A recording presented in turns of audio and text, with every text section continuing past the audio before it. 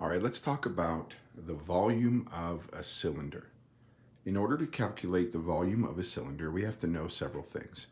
And the formula for the volume of a cylinder does a really good job of letting us know what those things are.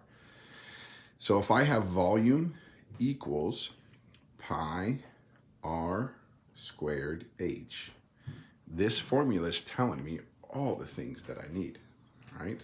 I need to know what pi is, I need to know what the radius is, and I need to know what h is.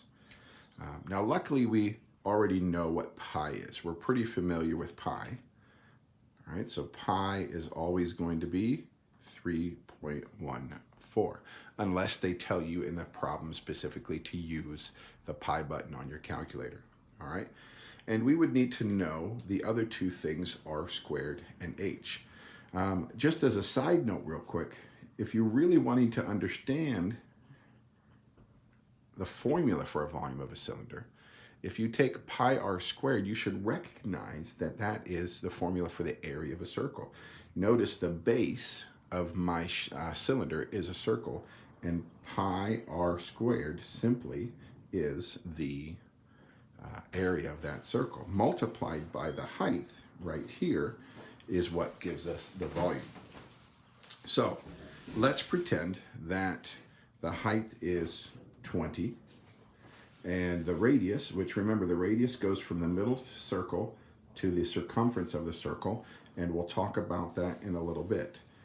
But if our radius is 10 and our height is 20, then we simply have to substitute those values in. So for example, this 3.14 is going to go in for pi. 10, right, I'm going to put that in for the radius.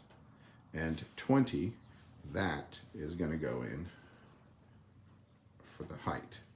Okay, so hopefully we get that. And if I rewrite that now, I'm going to have volume equals 3.14 times radius, which is 10 squared, times the height, which is 20. And now you just have to solve those. Well, I know 10 squared is 100, so volume equals 3.14 times 100 times 20. I know 100 times 20 is 2,000, so volume equals 3.14 times 2,000.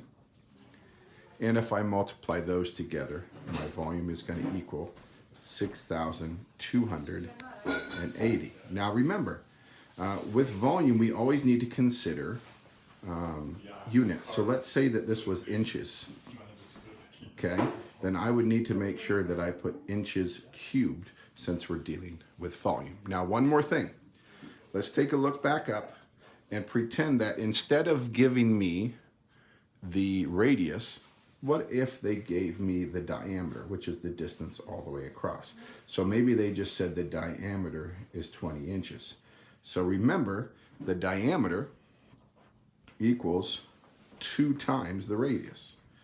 So if I want to know what the radius is, all right, simple equation, the radius, okay, divide by 2, the radius is half of the diameter. Just like that. So if the diameter is 20, if the diameter equals 20, then I know my radius would equal 10.